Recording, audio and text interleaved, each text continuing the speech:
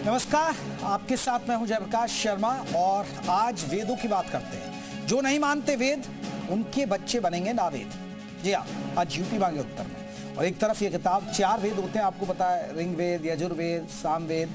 तो इन 4 वेदों के बारे में क्या कुछ कहा है आपको बता दें, खासकर धीरेन्द्र शास्त्री ने। धर्मांतरण आज एक बड़ी समस्या बन चुकी है, कभी लालच के नाम पर तो कभी षड्यंत्र के नाम पर। लेकिन बाबा बागेश्वर ने एक और बड़ी वजह बताई है। उन्होंने कहा कि जो हिंदू वेद को नहीं मानते हैं, उनके बेटे जावेद नावेद बनते हैं। पंडित धीरेन्द्र कृष्ण शास्त्री ने मन से कहा कि हर हिंदुओं को एक गांव गोद लेना चाहिए ताकि लोग लालच में धर्मांतरण ना करें। आज इसी मुद्दे पर हम बात करेंगे। पहले एक रिपोर्ट आप देखिएगा।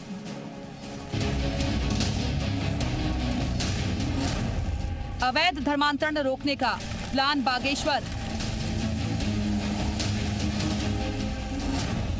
बाबा बागेश्वर का जोर, चलो वेदों की ओर। पता नहीं क्यों हिंदुत्व से लोग इतना जलते हैं। जो नहीं मानते वेद, उनके बच्चे बनेंगे नावेद। जो हिंदू वेद को नहीं मानेगा, 2 पीढ़ी बाद उनके बच्चे जावेद और नावेद बनेंगे। बाबा का मंत्र, रुकेगा धर्मांतरण का षड्यंत्र। हमारा दरबार लगाना अंधविश्वास है, चादर चढ़ाना विश्वास है। जेएनजी के लिए धीरेन्द्र शास्त्री का मंत्र।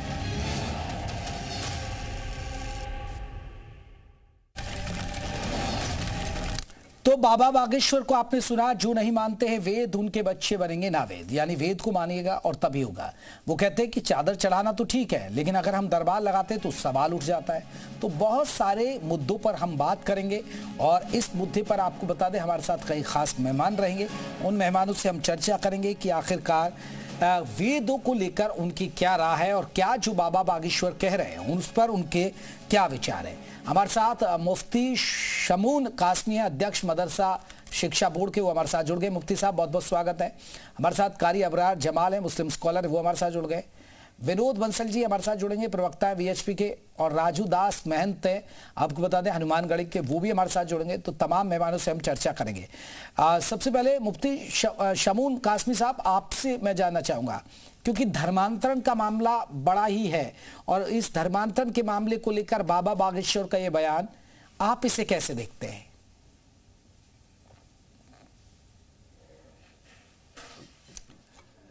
जी, मुफ्ती साहब की आवाज नहीं आ रही, जरा ऑडियो उठाएगा मुफ्ती साहब।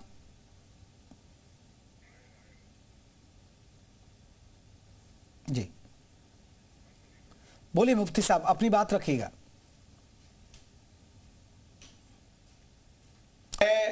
आपसे बता रहा था कि उत्तराखंड राज्य के मैं माननीय मुख्यमंत्री पुष्कर सिंह धामी जी की इसलिए प्रशंसा करता हूं और उन्हें उनका जो नजरिया है, जो विजन है, मैं उसकी सराहना इसलिए करता हूं कि उन्होंने सबसे पहले उत्तराखंड राज्य के अंदर संस्कृत को दूसरी सरकारी जबान बनाया, यानी सरकारी लैंग्वेज बनाया। तो मैं आपसे ये बता दूं कि दुनिया का, संसार का जो पहला ज्ञान है वो वेद है और अंतिम जो वाणी है वो कुरान है और दोनों का मूल एक है।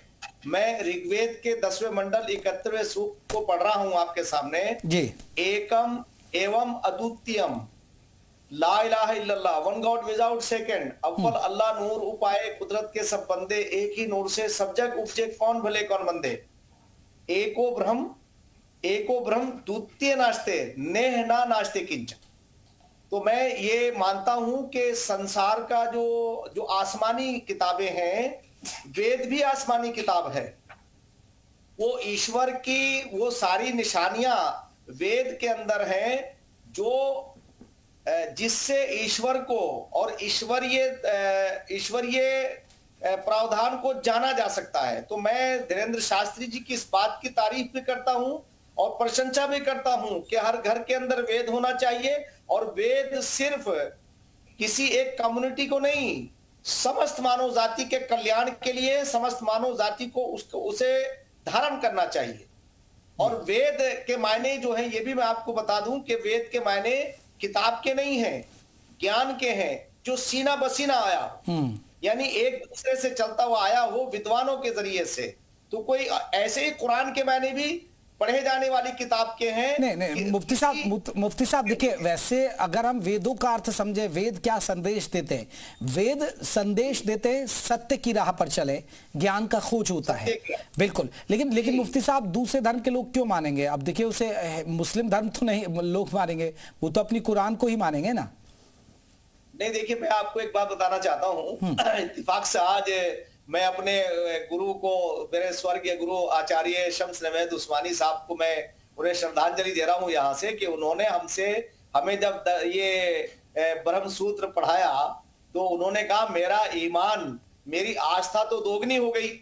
तो मैं तो आपको बता दूं कि जो मुसलमान ये समझते हैं कि अगर हमने संस्कृत के अंदर वही श्लोक जो अरबी में है, अगर हमने उसे संस्कृत के अंदर पढ़ा तो हमें नुकसान क्या होगा? हमें तो फायदा ही हुआ। तो इसलिए मैं ये कहना चाहता हूं कि ज्ञान के दौर में अज्ञानता है, और जिस दिन अज्ञानता खत्म हो जाएगी उस दिन भेदभाव खत्म हो जाएगा। हमारे दूध और खून के रिश्ते हैं। तमाम ब्रह्मांड को जिस रचेता ने रचा है, इस ब्रह्मांड के रचेता ने जो पूरे ब्रह्मांड को बनाया है, वो हम सबका मालिक एक ही है। उसको वेद ईश्वर कहता है, बाइबिल गॉड कहती है, कुरान अल्लाह कहता है, और फारसी में खुदा कहते हैं। तो भाषाओं का अंतर है जिस मालिक ने। और मैं इस मौके पर आरएसएस के सरसंचालक महोदय श्री डॉक्टर मोहन भागवत जी का भी उल्लेख करना चाहूंगा कि उन्होंने एक मौके पर एक वक्तव्य दिया, इतना खूबसूरत, उनका इतने सुनहरे शब्दों से लिखने के लायक है कि हम सबके रास्ते अलग हो सकते हैं, मगर जहां जिस मंजिल पे हमें पहुंचना है वो मंजिल हमारी एक है। तो इसीलिए मैं आपसे कहना चाहता हूं, हमारी पूजा पद्धति अलग हो सकती है, मगर जिस मालिक की हम प्रशंसा करते हैं, जिसकी पूजा करते हैं, इबादत करते हैं, वो एक ही है। मुफ्ती शमगुन कासमी, चेयरमैन उत्तराखंड मदरसा बोर्ड, वो उनको आप सुन रहे थे। मैं लौटूंगा सर जल्दी से, एक रिएक्शन बाकी मेहमानों का ले लेता हूं। राजू दास जी महंत है हनुमानगढ़ी के, वो हमारे साथ जुड़ गए। राजू दास जी, कैसे देखते हैं बाबा बागेश्वर के इस बयान को? क्या वेदों के जरिए, वेद अगर जो जानेगा, वेद के रास्ते पर चलेगा, उससे आपको लग रहा है कि जो धर्मांतरण है, वो जो धर्मांतरण होता है वो रुक जाएगा? पहले तो बहुत बहुत आभार, बहुत बहुत धन्यवाद। बहुत ही महत्वपूर्ण विषय पर आपने प्रयास किया जोड़ने के लिए। मैं भी बहुत दूर से जुड़ा हूँ, आकर बैठा हूँ। बहुत बहुत आभार, धन्यवाद। पूज्य बाबा बागेश्वर महाराज को आभार, धन्यवाद। अभी जो महोदय बोल रहे थे उनको भी कोट आभार, धन्यवाद। सनातन सदैव सारस्वत है, जो सदैव कहता धर्म की जय हो, अधर्म का नाश हो, प्राणियों में सद्भाव विश्व का कल्याण। सर्वे भूमि सुखना की भाव और भावना सनातन पद्धति में है। इसीलिए है क्योंकि सनातन ने सबको गले लगाया, सबको फल फलने का अधिकार दिया। जैसे उन्होंने अभी कहा, ईश्वर एक, पूजा पद्धति, मानने की प्रक्रिया, मनाने की प्रक्रिया, भाव और भावना अलग अलग तरीके से मानते हैं। कोई बिना माने चल जाए तो मैं मानू कि कोई ऐसी महाशक्ति नहीं है।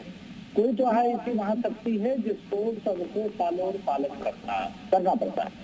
तो पूज्य बाबा बागेश्वर ने इसलिए कहा है कि अगर सनातन पद्धति के साथ पलेंगे तो आगे बढ़ेंगे, और आगे बढ़ेंगे तो अपना भी विकास होगा, संस्कृति की भी रक्षा होगी, और विश्व की मानवता को सुरक्षित हम कर सकते हैं। भारत ही एक ऐसा देश है जहाँ पर सनातन को मानने वाले इतने तादाद इनकी है, और यहाँ हर कौम, हर मजहब, हर संप्रदाय के व्यक्ति शांतिपूर्वक है। अभी महोदय बोल रहे थे 58 कंट्री है। 58 कंट्री में जैन, सिख, बौद्ध, पारसी, यहूदी, ईसाई नहीं है। इसको मनन करना पड़ेगा। ऐसा क्यों नहीं है? अयोध्या जैसे नगरी में जहाँ पर मैं अभी बैठा हूँ, यहाँ से 700 मीटर दूर जाएंगे तो एक मस्जिद मिलेगा जहाँ पर 5 वक्त की अजान होती है, और एक भी मुसलमान का घर नहीं है। चारों तरफ मंदिर ही मंदिर है। आज तक किसी ने माइक नहीं उतारा, न किसी मौलवी, किसी मुस्लिम धर्म गुरु को किसी संतों ने दाढ़ी पकड़ ली होगी, पकड़ ली, चाहे किसी हिंदू ने इसका विरोध किया होगा। यह कल्चर, ये विश्वास, ये भाव, ये भावना सनातन ही है। तो कुछ बाबा बागेश्वर ने कहा है कि आने वाली जो पीढ़ी है अगर सत्य के साथ चलेगा, भारत की संस्कृति के साथ चलेगा, वेद पुराण शास्त्र उपनिषद के साथ चलेगा, तो उसके जीवन में सुख समृद्धि शांति और विकास होगा। ठीक, मैं लौटता हूं। मैं राजू दासी, विनोद बंसल जी से एक रिएक्शन है, जो नहीं मानते वेद उनके बच्चे बनेंगे नावेद। बंसल साहब, आप इत्तेफाक रखते? निसंदेह। देखिए, ये यज्ञ जो है, यज्ञ वही श्रेष्ठतमं कर्म, ये वेदों ने लिखा है। अग्निमूढ़े पुरोहितम यज्ञस्य देव मृत्युजम होतारम रत्नदातम, ये वेदों का पहला मंत्र है, ऋग्वेद का पहला मंत्र है, जो अग्नि से शुरू होता है। अब देखिए कि जो कहते हैं कि वेदों की उत्पत्ति में पहला जो शब्द आया था वो अग्नि थी। अग्नि यानी वो ऊर्जा और वो प्रकाश जो अंधकार को चीरता हो, जो व्यक्ति को निस्तेज को तेजवान बनाता हो। अब देखिए कि इस पहले शब्द के साथ ही जिन वेदों का जो लिखना प्रारंभ हुआ, तो वो जो 4 ऋषि थे, उन 4 ऋषियों को ये ज्ञान प्राप्त हुआ और इस ज्ञान के माध्यम से ही सृष्टि का सब कुछ कल्याण होता है। मैं कहना चाहता हूँ, देखिए ये जो वेद है, वेद कोई रिलीजियस ग्रंथ नहीं है, ये किसी संप्रदाय विशेष की या किसी धर्म विशेष की विपत्ति नहीं है। वेद तो मानवता का कल्याण के लिए बने हुए हैं। और एक मजे की बात बता दूं, शायद आपको सुधी दर्शकों में कुछ लोगों को नहीं पता होगा, वेदों में कोई कथानक नहीं है, किसी व्यक्ति का नाम नहीं है, किसी व्यक्ति की कोई कहानी नहीं है। वो तो सामान्य ज्ञान, विज्ञान और आयुर्वेद और विमान शास्त्र तक वेदों के अंदर है। आप देखिए, जब विमान शास्त्र का आविष्कार जो है ना, वेदों के अंदर से हुआ। लेकिन आवश्यकता इस बात की है कि मैं आपकी बात को बड़ा करता हूं बंसल साहब, लेकिन एक सवाल है कि जब धर्मांतरण की बात आती है, अब धर्मांतरण आपको लग रहा है कि आप वेद को मान लीजिए, आप रुक जाएगा, वो ठीक है, आप वेद मानते हैं और हिंदू धर्म में मानने भी चाहिए। 4 वेद है, 18 पुराण है। लेकिन सबसे बड़ा सवाल है, क्योंकि अभी आपने छांगुर बाबा को देखा, वो गए जहां गरीबों को टारगेट किया, पैसे का लालच दिया, धर्मांतरण करा लिया। अभी एक आगरा के अब्दुल रहमान का हम जिक्र कर रहे थे, तो वहां ऐसा है। अब जब आपने देखा अभी एक डॉक्टर लखनऊ में मामला सामने आया, वो धर्मांतरण करवाते हैं। बहुत सारे मामले ऐसे तो कि भाई आपने शादी की, हिंदू लड़की को फंसाया, फिर आपने कहा कि अब आप धर्म परिवर्तन करा दे। ये मामले कैसे, वेद कैसे रोकेंगे, मैं ये जानना चाह रहा हूं। ठीक है, आपने कहा ये तो वो लोग, आप लोगों को जागरूक करना पड़ेगा, या जो गरीब लोग हैं, जैसे अभी बाबा बागेश्वर कह रहे भाई हिंदू गांव जो बहुत ज्यादा पिछड़े हुए हैं, उनको आप गोद लीजिए। नहीं, देखिए सारे काम करने पड़ेंगे। मैं आपकी बात से सहमत हूँ। वेदों का ज्ञान भी चाहिए, लोगों को मन में विज्ञान भी चाहिए, प्रगति के लिए विज्ञान चाहिए, और साथ ही धर्मांतरण की गैंग जो चल रही है उसको रोकने के लिए कुछ साधन भी चाहिए। और तीसरी बात, चौथी बात ये भी कि व्यक्ति को अपने जो आजीविका कमाने के लिए साधन भी चाहिए। इसीलिए हिंदू समाज जो है ना, जिस सेवा के बड़े अनगिनत काम कर रहा है। और आप देखिए कि जहां तक वेदों के प्रसार की बात है, वेद चूंकि मूल ग्रंथ है और ये पुराणों से भी पहले है, पुराण तो बहुत बाद की कहानियां है। मैं कहता हूँ ये वेद हमारा मूल ग्रंथ है, और मूल ग्रंथों का स्वाध्याय चाहे थोड़ा सा ही हो, करना प्रारंभ करना चाहिए समाज को। अब देखिए बात ये सिर्फ वेदों का तो उन्होंने एक माध्यम लिया। मैं कहता हूँ अपने धर्म ग्रंथ का कोई भी एक हिस्सा अगर पढ़ना शुरू करोगे, तो हिंदू समाज के धर्म ग्रंथ में कहीं कोई रिलीजियस टेक्स्ट में ये नहीं लिखा हुआ कि आपको इस तरह की पूजा पद्धति करनी है। वो तो कुछ ग्रंथ हैं जिनमें इस बात का जिक्र है। अन्यथा रामचरितमानस को अगर पढ़ोगे तो रामचरितमानस में ये नहीं है कोई हिंदुओं के लिए है वो मानस, नहीं, जगती के कल्याण के लिए। चलिए, मैं इस पर लौटता हूं। मैं कारी अबरार साहब आपको बता दें मुस्लिम स्कॉलर है, और इस पर मैं सवाल, देखिए क्योंकि मुफ्ती शमून जी भी हैं, काफी महान व्यक्ति हैं, अगर मैं कहूं बहुत ज्ञान रखते हैं, उनसे भी इस पर बात है। लेकिन आज जो हम चर्चा कर रहे हैं कि ये धर्म परिवर्तन, कारी अबरार साहब, ये ऐसी नौबत क्यों आती है कि भाई आप एक लालच दीजिए, या तो आप प्रेम जाल में फंसा लिया, फिर चीजें आपने जबरन देखिए आपको ये कबूल करवा लिया। ईसाई मिशनरियां इस तरह का काम करती है, और खासकर मैं देखता हूं कि हिंदू समाज को टारगेट किया जाता है। कारी अबरार साहब, इसके पीछे की वजह क्यों मानते हैं? आज जो हम चर्चा करें भाई ये धर्म परिवर्तन का, धर्मांतरण का अगर रोकना है तो आप वेदों का इस्तेमाल करिए, लेकिन ये चीजें होती क्यों हैं कारी अबरार साहब?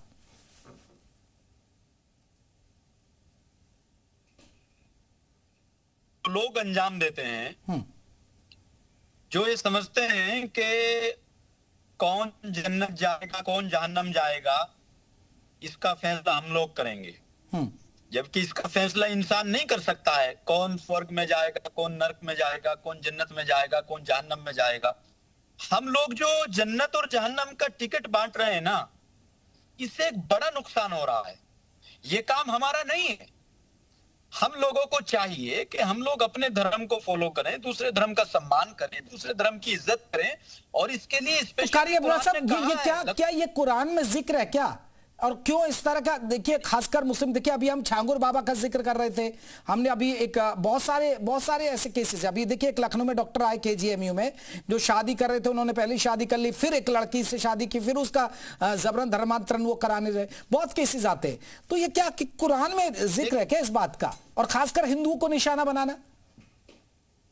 देखिए कुरान तो साफ कहता है, लकुम दीनुकुम वलिय दीन, तुम्हारा दीन तुम्हारे लिए, हमारा दीन हमारे लिए। लेकिन जो लोग जो व्यक्ति किसी लड़की को बहला फिसला करके अपने इश्क में उसको उलझा करके या अपने से उसको मुतासिर करके उसका धर्म परिवर्तन कराता है, तो इसकी इस्लाम में कोई गुंजाइश नहीं है। इस्लाम को वो व्यक्ति अपना सकता है जो इस्लाम की तमाम चीजों से सहमति हो, जिसने खुद इस्लाम को पढ़कर इस्लाम पसंद आ गया हो, वो इस्लाम को अपनाए, ठीक बात है। लेकिन किसी की मतलब इश्क। अबराज साहब का कनेक्शन चला गया, मैं लौटूंगा। लेकिन मैं एक सवाल क्योंकि मुफ्ती शमून साहब, मैं आपसे भी समझना चाहता हूं, क्योंकि ठीक है आज देखिए हम धर्म परिवर्तन की बात कर रहे हैं, धर्मांतरण की बात कर रहे हैं, लेकिन आपने देखा बलरामपुर का छांगुर बाबा जो उसको कहते थे, उसने क्या किया, फिर बहुत सारे केसेस में अभी बता भी रहा था। लेकिन मुफ्ती शमून क्या ये, और खासकर ईसाई मिशनरी, आपने कभी ये नहीं सुना होगा मुफ्ती शमून कि भाई हिंदू एक मुहिम चला रहे हैं, हिंदू जबरन किसी को कर रहे हैं, या हिंदुओं ने ये कर दिया या हिंदुओं ने वो कर दिया। अगर हिंदू कहते हैं घर वापसी, अगर कोई आना चाहता है तो स्वेच्छा से आए, किसी पर जबरन धर्म परिवर्तन करें। लेकिन बहुत सारे मुस्लिम लोगों के नाम सामने आ जाते हैं, बहुत सारी ईसाई मिशनरियों के सामने आते हैं, और टारगेट सिर्फ हिंदू होते हैं। मुफ्ती शमून साहब, ये क्यों होता है ऐसा? देखिए असल में क्या है कि अगर वो मालिक, जैसे अभी राजू दास जी ने बहुत कहा उन्होंने कि भाई कोई शक्ति तो है, कोई तो है जो इसे चला रहा है, तो अगर वो चाहता तो सब एक ही रंगो नस्ल के लोग पैदा होते, एक ही धर्म को मानने वाले पैदा होते। तो ये तो उस मालिक की मंशा के खिलाफ है, और धर्म परिवर्तन नहीं बल्कि हृदय परिवर्तन होना चाहिए। मैं तो ये समझता हूं कि अब सनातन धर्म का अगर आप माने देखेंगे तो आप सनातन धर्म के माने मैंने डिक्शनरी देखी है, उसके अनुसार जो सदा से सीधा चलाया। अब जो धर्म है वो सब करुणा, प्यार, त्याग, इसकी बात करते हैं। ये जो लोग धर्मांतरण का जिन्होंने ये कारोबार कर रखा है, दरअसल इन लोगों ने एक इसके पीछे एक प्लानिंग है। मैं तो ये कहूंगा कि दुकानदारी है। जैसे आपने छांगुर का जिक्र किया, जब छांगुर की संपत्ति निकल करके आई तो उसने इसी के नाम पर अकूत संपत्ति जमा की। लोगों में कैसे ये बात है कि कोई अगर तुम धर्मांतरण करा दोगे तो तुम्हें पुण्य मिलेगा। अरे भाई, ईश्वर तक पहुंचने के लिए तो सारे रास्ते हर धर्म बता रहा है, तो आपको धर्म परिवर्तन करने की तो मुफ्ती शमून, मैं देखिए मैं क्योंकि ठीक है मैं धर्म से हिंदू हूं, लेकिन मैं आपको एक पर्दे के पीछे बता दूं, एक दूसरे के मजहब के खिलाफ जहर उगलते होंगे, लेकिन मैंने कभी किसी हिंदू को नहीं सुना कि फलानी बेटी को ऐसे कर लीजिए और उसका धर्म परिवर्तन करा दीजिए, उससे हिंदू बना दीजिए। ये तौबा करता है हिंदू कभी सोच ही नहीं सकता। मैंने किसी के मुंह से आज तक नहीं सुना। मैं इतना बड़ा हो गया कि किसी ने ये नहीं कहा कि उसको टारगेट करो मुस्लिम लड़की को और उसका जबरन धर्म परिवर्तन करा दिए। ये हैरानी की बात है, मैंने आज तक नहीं सुना मुफ्ती साहब। मैं तारीफ नहीं कर रहा हूं अपने धर्म की। मैं आपकी बात से सहमति जताते हुए एक बात और कहना चाहता हूं कि जिस तरह से लोगों ने ये जो 1947 के बाद हम आजाद हुए, पहले हम गुलाम थे, हम 1200 साल से गुलाम थे, और आज हम भारत के मूल के लोग आज भारत पर राज कर रहे हैं। आपने देखा होगा उस जमाने के अंदर कुछ रियासतें थी, कुछ महाराजा थे, राजा थे, नवाब थे, जमींदार थे, वो सबके सब मीडिएटर थे। आज भी उसी प्रवृत्ति के लोग मौजूद हैं जिन्होंने 1947 के बाद हम आजाद हुए तो एक षड्यंत्र किया, और षड्यंत्र ये रहा कि लोगों को जो मूलभूत जरूरतें थी वो पूरी नहीं होने दी, बल्कि मैं अगर विशेष कर ये कहूं कि मुसलमानों के अंदर एक खौफ पैदा किया आरएसएस और बीजेपी का डर दिखा करके। अभी जो मैंने डॉक्टर मोहन भागवत जी का जिक्र किया, तो आप डॉक्टर मोहन भागवत जी ने बार बार जो संघ के सरसंचालक हैं, बड़े आदरणीय हैं और विद्वान भी हैं, तो मैं समूचे अपने धर्माचार्यों से बात कहना चाहता हूं कि जिस चीज पर हमें काम करना चाहिए कि देश सर्वोपरि है। अगर देश नहीं है, ना धर्म है, ना धर्माचार्य। ठीक है, लेकिन मुफ्ती साहब आप जैसे समझदार लोग कहते तो हैं, लेकिन मानता भी कोई नहीं ना। बहुत सारे मुस्लिम ऐसे धर्मगुरु मिलेंगे जो कहीं ना कहीं कट्टर हैं कि वो कुछ और ही आग उगलते हैं। मैं आ रहा हूं, मैं एक बार बंसल साहब एक बड़ी बात है, क्योंकि अब देखिए अभी हमें ये बात करनी पड़ रही है कि धर्मांतरण से लोगों को कैसे बचाया जाए, धर्म परिवर्तन से कैसे हिंदू बचे। अभी हम इस पर बात करें, हम हिंदुओं को एकजुट करने की बात या कैसे हिंदू धर्म को कैसे बचाया जाए, वो तो अलग बात है। हमारे साथ बहुत करते हैं। हाँ, मैं आ रहा हूं मुफ्ती साहब मैं आ रहा हूं। तो अभी बंसल साहब, लेकिन सबसे बड़ी बात है, बहुत सारे जो लोग हैं हिंदू बहुत सारे मस्जिदों में भी जाते हैं। मैं खुद देखिए निजामुद्दीन की दरगाह गया, मैं अजमेर शरीफ तक जा चुका हूं। प्रधानमंत्री नरेंद्र मोदी अजमेर शरीफ में भी चादर भेजते हैं, लेकिन हमारे यहाँ किसी को कोई ऐतराज नहीं होता। लेकिन कोई अगर मुस्लिम आदमी मंदिर आ जाए तो उसके लिए कहीं फतवा जारी हो जाता है। आज ही किया ना। हाँ, वो जो मौलाना है बरेली के, उन्होंने एक मुस्लिम एक्टर अभी वहाँ चली गई थी क्या, अभी नुसरत गई थी, अभी उन्होंने कल वहां पर उनको गई है, वो उज्जैन गई थी, तो अभी उनके लिए फतवा जारी कर दिया। फतवा जारी कर दिया। अब देखिए क्या होता है कि अभी दो इस्लामिक विद्वान जिन्होंने बात की, अभी मैं इनको वास्तव में विद्वान मानता हूँ, और दोनों ने एक ही बात कही कि भाई इस्लाम के अनुसार ये सब चीजें जायज नहीं है।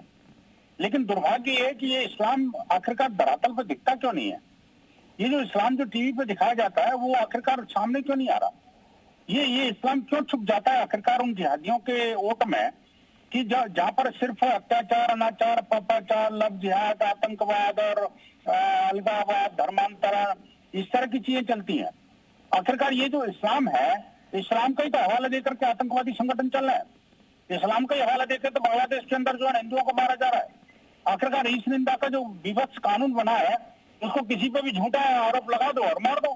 और वो तो बल्कि कानून ही बना है, कानून के तहत कार्रवाई तो नहीं हो रही, वो तो न्याय सीधे सीधे रोड पे हो रहा है। तो ये कैसे चलेगा भाई, कब तक चलेगा। और देखो किसी को तो आगे आना पड़ेगा। मुफ्ती कासमी जी जैसे लोग हैं, वो मुझे लगता है उनकी आवाज सिर्फ उत्तराखंड तक सीमित रह गई है या टीवी चैनल तक सीमित रह गई है। ऐसे मौलाना को साथ में आगे आना चाहिए, और मुझे लगता है ऐसे मौलाना के पास कमान होनी चाहिए इनकी दारुल देवबंद की और जम्मू उलमा हिंद की। आप देखिए जब से ये जो धर्मांतरण के अड्डे चले हैं, और आज की बात नहीं है, धर्मांतरण कब से हो रहा है। ऐसा नहीं है कि पोस्ट इंडिपेंडेंस धर्मांतरण शुरू हुआ है। धर्मांतरण का काम तो सदियों से हो रहा है। और अब देखिए जब से धर्मांतरण शुरू हुआ, पहला धर्मांतरण जब हुआ था, तभी से ये धर्मांतरण के बाद घर वापसी भी शुरू हुई। लेकिन दुर्भाग्य से क्या, जिस तेज गति के साथ धर्मांतरण हो रहा है और जिस तरह से इस्लाम की जो विस्तारवादी सोच है उसको लेकर के जो काम चल रहे हैं, उसके कारण ये सारे प्रोपेगेंडा, पॉलिटिक्स और ये एक बड़ी बात है। ये बड़ी बात है कि बहुत सारे लोग ऐसे होते हैं। मैं राजू दास जी यही जानना चाह रहा हूं, राजू दास जी, अगर कोई धर्म परिवर्तन की बात आती है, कोई छांगुर जैसा आदमी आता है, तो आप ऐसी सलाह नहीं देंगे बिल्कुल कि भैया आप भी ऐसा करिए। आप तो ऐसी सलाह देंगे कि भाई अपनी बेटियों को बचाइए। हम कोई हिंदू धर्म गुरु ऐसा नहीं कहता है। तो ये स्थिति कैसे बन रही है। नहीं, देखिए मैं तो निवेदन पूर्वक कहना चाहता हूँ, सनातन कभी ऐसा भ्रांति फैलाता ही नहीं है। सनातन कभी ये भाव और भावना के साथ कार्य और काम करता ही नहीं। अगर करता तो क्या आज 300 कट्टरपंथी हिंदुस्तान में आए थे, आज उनकी भाव, उनकी भावना, उनकी आचार, उनके विचार, उनके व्यवहार अच्छे नहीं होने के बावजूद भी 40 करोड़ की संख्या देश को बांटने के बाद भी है। भारत से पाकिस्तान हो गया, बांग्लादेश हो गया। हमने नहीं बोला, ना तो हमारे पूर्वजों ने बोला। बोला कौन? 2 महापुरुष बैठे हुए हैं, उनकी विचार टीवी पे बहुत सुंदर है, बहुत अच्छे, सम्मान करता हूं। अभी महोदय बोल रहे थे पीएचडी से, भाई साहब ये धरातल पे क्यों नहीं दिखता, दिखना चाहिए ना। जैसे अयोध्या में, मैंने आपको क्या बोला, अयोध्या में हनुमानगढ़ी, कनक भवन, राम मंदिर के बीच आसपास 17 मस्जिद है। 17 मस्जिद में माइक लगे हुए हैं, 5 वक्त की नमाज होता है और 100% मठ मंदिर हिंदू ही है। कोई बात नहीं, कोई विवाद नहीं, कोई हलचल नहीं। अभी तत्काल की घटना देख लीजिए, बांग्लादेश में क्या चल रहा है और हिंदुस्तान के ही पश्चिम बंगाल में क्या चल रहा है, मुर्शिदाबाद में क्या चल रहा है, संदेश खाली में क्या हुआ, जम्मू कश्मीर हिंदुस्तान में ही क्या हुआ। क्या मस्जिदों से लाउड स्पीकर लगाकर सीधे तौर पे कहा गया कि भाइयों धर्मांतरण कर लो, या तो अपनी बहन बेटियों को छोड़ दो, या तो फिर मरने के लिए तैयार हो जाओ। ये कौन सिखाता है? इस पर मनन करना पड़ेगा, चिंतन करना पड़ेगा, संवाद करना पड़ेगा, तब जाकर विश्व की मानवता बच पाएगा। पूरे दुनिया की मानवता की सुरक्षा की गारंटी ओनली एक सनातन है और हिंदू है, बाकी कोई नहीं है। बाकी तो इन किन प्रकारेण सबकी जो विस्तारवादी नीति है, विस्तारवादी सोच है, गला काटने वाली सोच है, लव जिहाद, लैंड जिहाद, भूख जिहाद, धर्मांतरण, ये जो विचार है, ये विचार को सनातन ठीक है। मैं इस पर कार्य अबरार साहब देखिए, आप भी अच्छी बातें कर रहे हैं और मैं तो उनसे बहुत परिचित हूँ, मुफ्ती साहब से। लेकिन आप ये कट्टरवादी सोच ना तो कुरान सिखाती है, ना इस्लाम में कोई जगह है, फिर ये सोच आ कहां से रही है? ईसाई मिशनरियों का मैं जिक्र कर रहा हूं, वो जाती है गरीब बस्तियों में और प्रार्थनाएं सभा करते हैं, लालच देते हैं, ये ठीक कर देंगे, वो कर देंगे, वो भी इसी टारगेट पर लग रहे हैं। आप बताइए, कोई मुस्लिम, अगर आप जानते हो कोई हिंदू संगठन ऐसा हो जो कहीं जा जाके बस्तियों में किसी मुस्लिम लोगों को बरगलाता हो, कोई ऐसा कर रहा हो, कोई जबरदस्ती करता आपको पाया गया हो? देखिए, ये बात सच है और सच बात का हमेशा समर्थन करना चाहिए और सच को हमेशा मानना भी चाहिए। एक सच्चाई मैं आपके सामने रख देना चाहता हूं, बिल्कुल स्पष्ट। मुफ्ती शमून कासमी या कारी अबरार जमाल, यानी कि मुझ जैसे जो धार्मिक लोग हैं, जो राष्ट्रवाद की बात करते हैं, दरअसल वो भी राजू दास महाराज जी वाली लिस्ट में गिने जाते हैं मुस्लिम समाज के यहाँ। तो समस्या ये है कि जो राष्ट्रवाद की बात करेगा और जो कट्टरवाद के खिलाफ बात करेगा, उसको आप आरएसएस का कहेंगे, उसको आप बीजेपी का दलाल कहेंगे, उसको आप मुसलमानों के खिलाफ कहेंगे, तो फिर हम लोग। जी चलिए, मैं आप ही चाहूंगा कारी अबरार साहब, समय मेरे पास इतना ही था और उनका थोड़ा संपर्क भी टूट गया। आप लोगों का बहुत बहुत शुक्रिया। जो नहीं मानते वेद उनके बच्चे बनेंगे नावेद, ये हम बात कर रहे थे, इसमें बस इतना ही। नमस्कार। लेकिन इस बीच